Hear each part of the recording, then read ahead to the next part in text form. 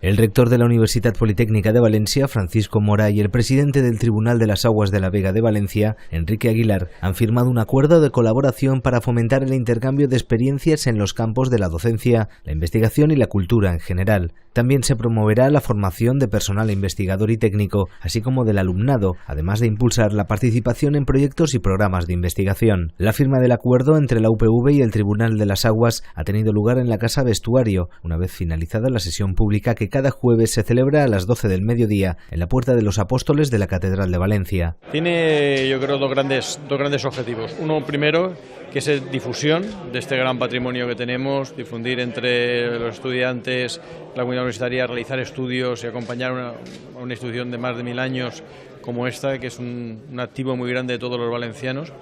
Difundir la cultura de la agricultura y de la gestión del agua, gestión eficiente del agua, y cómo este tribunal durante tanto tiempo lo ha hecho de forma tan eficiente.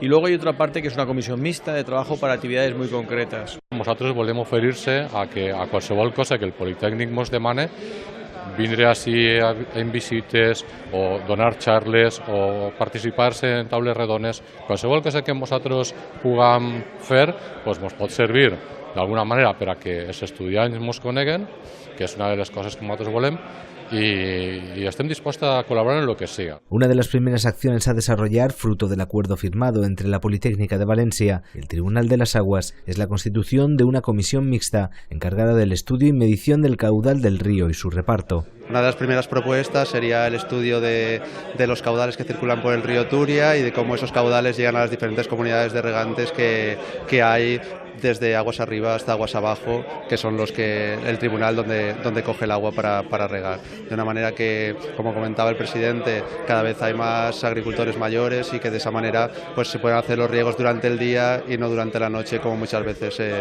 tienen que hacerlo. El Tribunal de las Aguas de la Vega de Valencia, o Tribunal de las Aguas, es sin duda alguna la más antigua de las instituciones de justicia existentes en Europa. Apreciada por su singularidad, esta entidad es la encargada de dirimir los conflictos por el agua de riego entre los agricultores de las comunidades de regantes de las acequias que forman parte de él. En septiembre de 2009, el Tribunal de las Aguas de Valencia fue declarado Patrimonio Cultural Inmaterial de la Humanidad.